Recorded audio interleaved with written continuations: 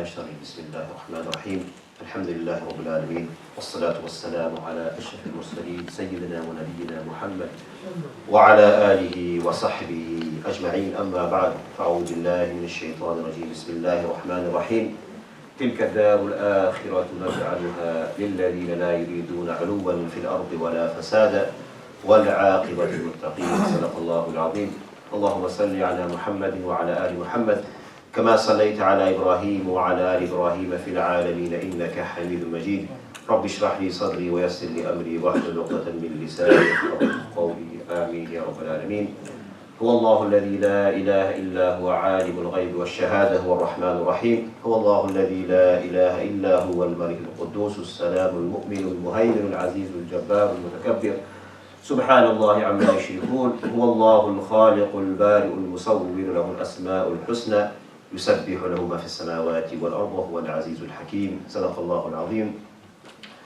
These three ayahs which are located in Surah Al-Hashr, the Prophet ﷺ tells us that whosoever reads these ayahs in the morning and the evening, and if he was to pass away, he would pass away as a shaheed, as a martyr in the path of Allah subhanahu wa ta'ala. So make it a practice, a habit, that after the Salat al-Maghrib that you recite these three last verses of Surah Al-Hashr. Alhamdulillah, we pray Salat al-Maghrib with Jama'ah. May Allah subhanahu wa ta'ala accept our prayers, our good deeds for the sake of Allah subhanahu wa ta'ala alone.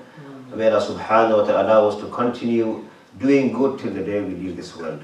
This should be the dua which we ask Allah subhanahu wa ta'ala, that keep us in this dunya while we are doing good. And when the time has come when we may slip up, or where we may go against the command of Allah subhanahu wa ta'ala, then we ask Allah subhanahu wa ta'ala that may the maut be best for us, the death be the best option for us. So may Allah subhanahu wa ta'ala keep us on the right path till the day we pass away. Today inshallah is our topic regarding the great leader of Islam, Umar ibn Abdul Aziz, rahimahullah wa ta'ala. Last week we spoke about the leader of Islam, Muawiyah ibn Abi Sufyan. So today inshallah we'll cover very, very briefly. We'll try to finish off before 7:30 inshallah, well before 7:30. And if there's any time for Q&As, any sort of comments, we will inshallah welcome them. Why I chose this great leader of Islam was for two reasons. The first reason is that we will never see an example after the fulfillment of the promise of Rasulullah sallallahu alaihi wasallam that my sunnah, my khulafa rashid will last for 30 years. And after that it will be mulkiyah. It will be dictatorship, kingship. But during this reign of kingship, Allah subhanahu wa ta'ala brought about a mu'jiza min mu'jizatillahi subhanahu wa ta'ala, and it's also described as ayat min ayatillahi ta'ala. So this was one of the great miracles of Allah subhanahu wa ta'ala, one of the signs of Allah subhanahu wa ta'ala, where He, amidst all the chaos and confusion, He brought about a leader like Umar ibn Abdul Aziz rahimahullah ta'ala, for reasons which I will explain why he is known to be as a just leader. Yeah, as a just leader. But before we go into the details, I would like to just briefly explain his biography, his name, the name of his mother and his father, which year he was born. And it's very interesting. If you look back the last few weeks, we've been talking about Muawiyah ibn Yazid, the martyrdom of Imam al-Hussein. Now I want to just ask you, brother, when do you think this great leader was born? Any idea, any clues? To anyone has any, those who know, just remain silent. Have a guess which year this great person was born. Any guess? Was it the year of the Prophet's death? No, after his death. Yeah, so he was born. Okay, I'll give you a clue. He was born in the year Imam al-Hussein was martyred, which was the year 61. 61. So this is something, this is an ayah from ayatullah subhanahu. This is mu'jiza, this is a miracle. Some scholars say he was born later on, 62, 63, but the majority of scholars, they agree that he was born on the year 61, which was the day Imam al-Hussein radiyallahu ta'ala was martyred. And let's go to his laqab and his kunya and his ancestry, because he is related to the second caliph who was, second caliph was? Umar ibn Khattab radiallahu ta'ala anhu, through his mother, not his father. And he was from the tribe of Bani Umayyah. So the Bani Umayyah were the clan who was in charge of the affairs of the Muslimin. And they were known to be good leaders amongst them. And they were also bad leaders amongst them. You know, we hear about the social security in this land. This is a model which they stole from Umar ibn Aziz, his social justice. That bring the wealth to the Bayt al-Mal, and those deserving from it will take from it. This is what is called social security in Islam, and the social justice which he introduced in the Bani Umayyah. Never been seen before. You know, the khazana was empty. There was nothing in the khazana, but he made an order, and he started from himself. He said, if I don't, lead by example, who am I to say to my governors to do so? And this is what he did. There were many issues at that time when he became a leader. And one of them was, one of his governors complained to him that, oh Amir, many new Muslims are coming to the fold of Islam. And the Zimmis, those who pay taxes, they're decreasing. Complaining that there's no wealth coming to the khazana. He said to him, oh my, Wazir, we were not sent as tax collectors. We are not tax collectors. We are sent here to call people to Islam. This is how, sharp, how, categorically he said to him, we are not tax collectors. What do you think that we have sent you to Bilad al-Misr or to Bilad al-Afriqa to be tax collectors? No. He said, I would rather the khazana be empty rather than be, putting tax on these people, on the dhimmis. These are the people who live under the leadership of Islam, the non-Muslims. They had the rights, they had to pay a small tax, yeah, which in return they will get what? They get protection. Yeah, very, very important. It's not something you just take from them and that's it. You leave them. You protect their lives, their wealth, their property, their places of worship. These are all within the Sharia. And this is what happened. So one of the governors complains to him that, oh Amir, the wealth is decreasing. He says, no. He said, this is not my way. He said, I would prefer it to be empty and nothing be in the khazana than to charge someone unjustly. And we have this has actually happened when one of his governors from Yemen responded to him. Some of the things which he actually, because there were many ills at that time in the Imara. There was the issue of the Dhimmis, the non-Muslims living under the protection of the Muslims. So he made sure this was robust. No issue there. He made sure that was 100% clear-cut. Also, there was an issue of forced labor at that time.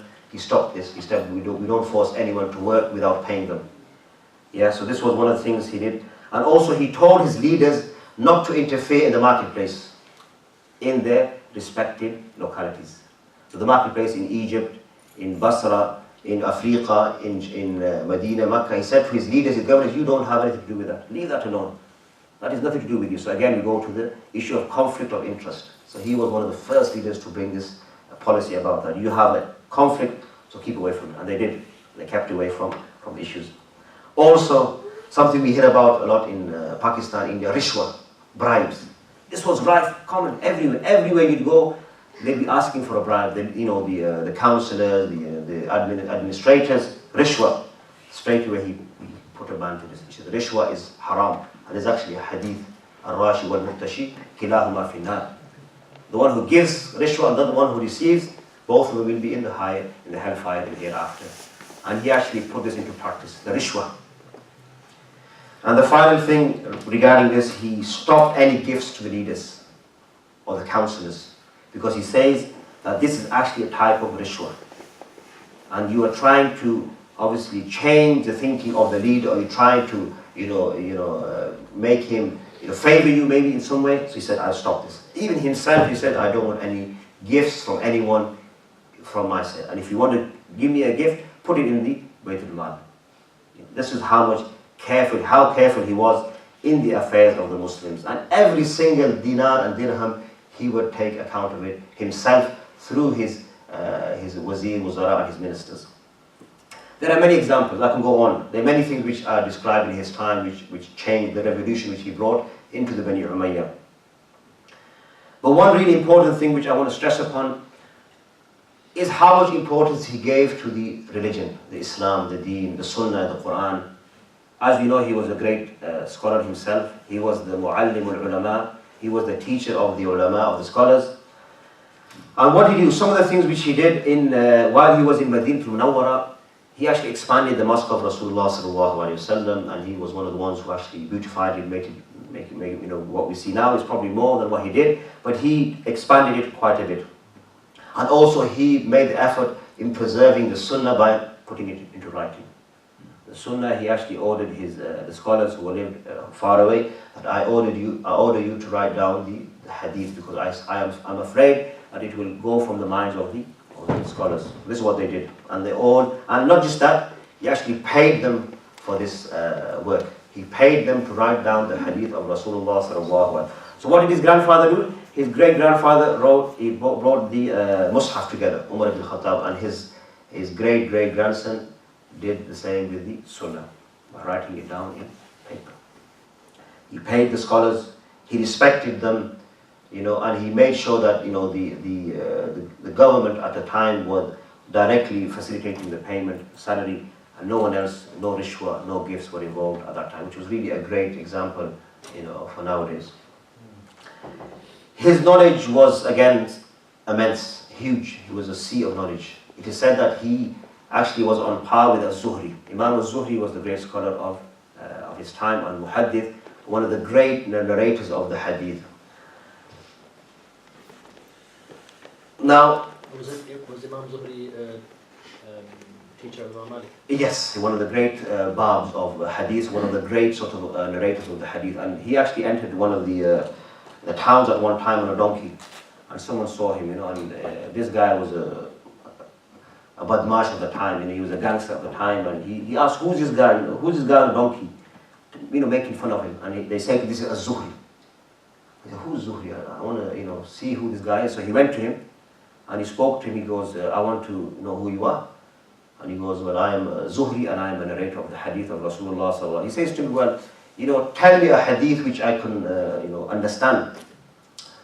So he tells him a hadith, relating to the time he was living in. And he says to him, oh, young man, the Prophet sallallahu alaihi wasallam says to me, that speak to people on their level. So I'm speaking to you on your level. And he says to him, oh, that's a good hadith. So later on he goes home and he ponders upon these words of Imam al-Zuhri. And it is known that this person later on became the student of Imam al-Zuhri. And he was one of his name is not known because he's actually one of the teachers of Imam al-Bukhari. So his name is unknown, but he's a great scholar of hadith. So Imam al-Zuhri and Umar ibn Aziz are on par with knowledge. This is narrated in the book by Imam al-Dhahabi. And he ordered his governors to respect the ulama, to give them the dues, and to make sure that they looked after, and this is something which it hasn't been done before, up to the time he was living in. And he says to him that all governors, I advise you, he advised them with many things, but one of the things he advised them that, Iman is the main thing. Iman is the main sort of threshold. If you have Iman, then whether you have armor, whether you have the numbers, where you have the artillery, it won't have any effect. And this is something which he put into practice himself as a leader. And the first thing he looked at was his khushu and Iman. And as I said, he practiced this himself many times. And he says to them that, the non-believers, might be greater than us in numbers, they might be less than us in numbers, but that will not have any difference in the outcome. What will have the precedence is the Iman, that how much you have belief in Allah subhanahu wa ta'ala, whether you believe in Him Jalla wala or not. And time again, many battles he reiterated these facts. And this is really a great lesson for us living in this world at this time. We always concentrate on the numbers, that we are small in numbers, we haven't got the imara, we haven't got the numbers in tanks, etc. Again, great lesson that this doesn't have any effect on the outcome. It's Allah subhanahu wa ta'ala who controls this. The eventual result is in the hands of Allah subhanahu wa ta'ala. And he told them to avoid oppression and injustice amongst his ri'ayah, because he quotes the famous hadith of Rasulullah sallallahu alaihi wasallam, that there is no hijab bari between the one who is being oppressed and Allah subhanahu wa ta'ala. So don't oppress your people. Keep them happy. Keep them healthy. Make sure that you look after them in the best of your abilities. We'll move on to a few more points regarding Yahya ibn Sa'id is one of his governors who was sent to Africa. Africa was under the rule of the Muslims at that time. He was sent to Africa in order to collect the taxes, the zakat, and to distribute it amongst the people. So he collects the taxes from the people, from the rich. Then it comes to the time now of distributing the zakat. And he says that I'm standing in the marketplace, calling for people to come, making i'lanats in the mosques, and nobody comes to accept the zakat. No one, because everybody were made wealthy by the will of Allah subhanahu through his servant Umar ibn Abdul. So there's no poor people left, even in Africa. Africa is known to be a poor continent, but at that time there was no poverty. He had abolished, he had got rid of all the poverty from that area. So he returns back to his Amir, which was Umar ibn. He says to him, I went to Africa, I collected the taxes from the rich, but there's nowhere to give it. So he commanded him that free some slaves, and that's what he did with the zakat money. He freed many slaves in Africa and also in Bilad Sham. So this is how the situation, there was no poor people. Again, going back to what I mentioned in the beginning, the social justice was prevailing all over his rulership. And this is because the ruler himself is modest, is humble, has full iman in Allah subhanahu wa ta'ala, and he starts the accountability with himself. And he's from a great nasr, a great genealogy. That's one instance. There are many other instances where his governors actually call out for people to give zakat. Nobody responds. Allah subhanahu wa ta'ala, he tells his soldiers and his umara, the main thing I require from you is two things. One is to have the true sila, the connection with Allah subhanahu wa ta'ala. He asked them for two things. If we have governors around the world, we'll ask them for many things. Like, do this, make sure you don't rebel against me. I ask for two things. And this is where I will conclude, wrap up.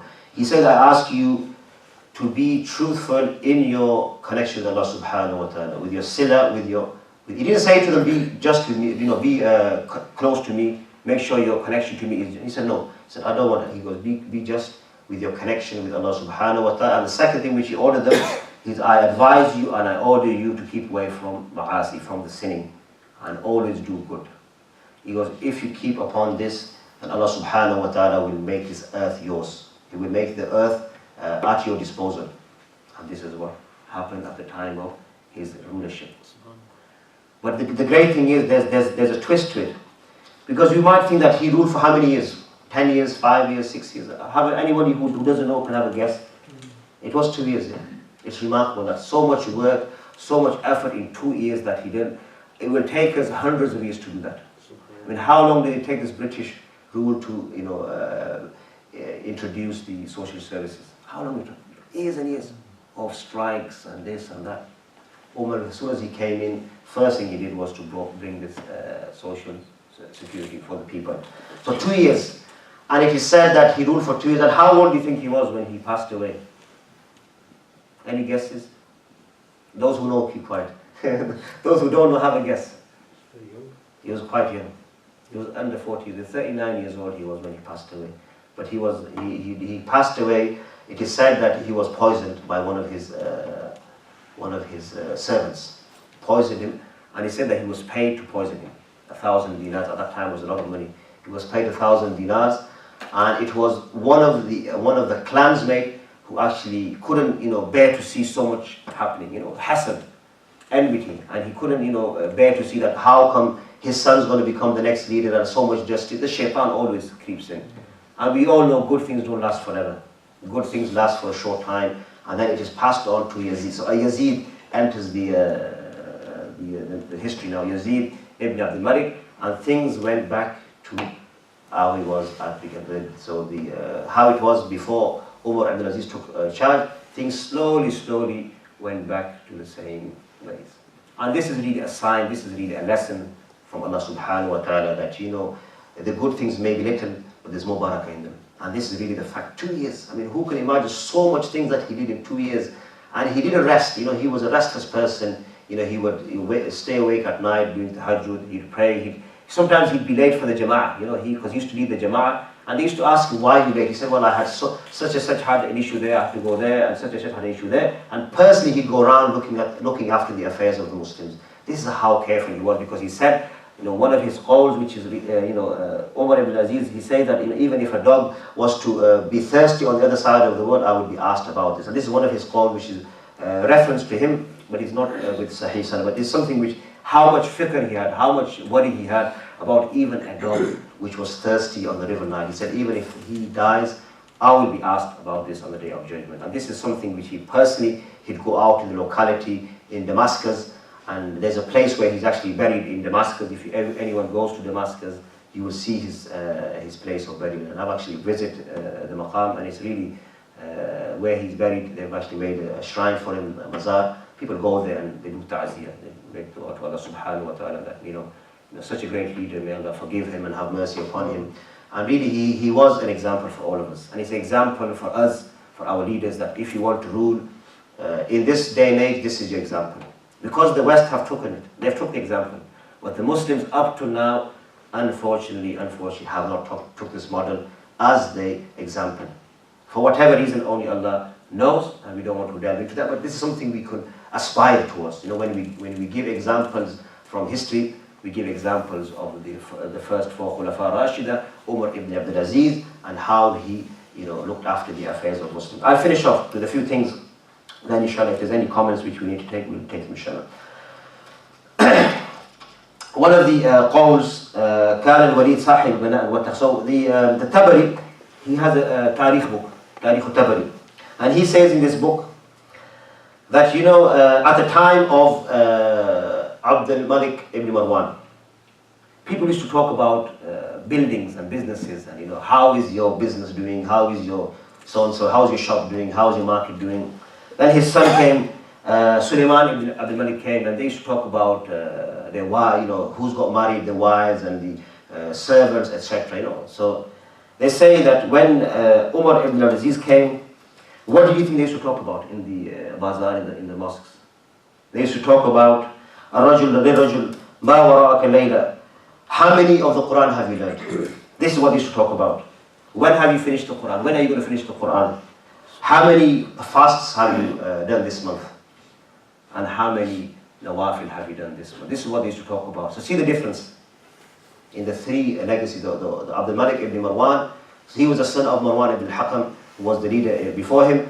Then his son, what they used to talk about, and then when he used to come to Umar. So it all goes to say that it comes from the leader, that how he is with his people, what he actually practices himself will have an effect on his ri'ayah. This is a known fact, that you should lead by an example. This is something which the West have taken, that lead by an example, lead by example. And this is something we should always do as the head of the families, that we should always try to do our best in doing good, looking after our families, looking after our children, etc., looking after our wife.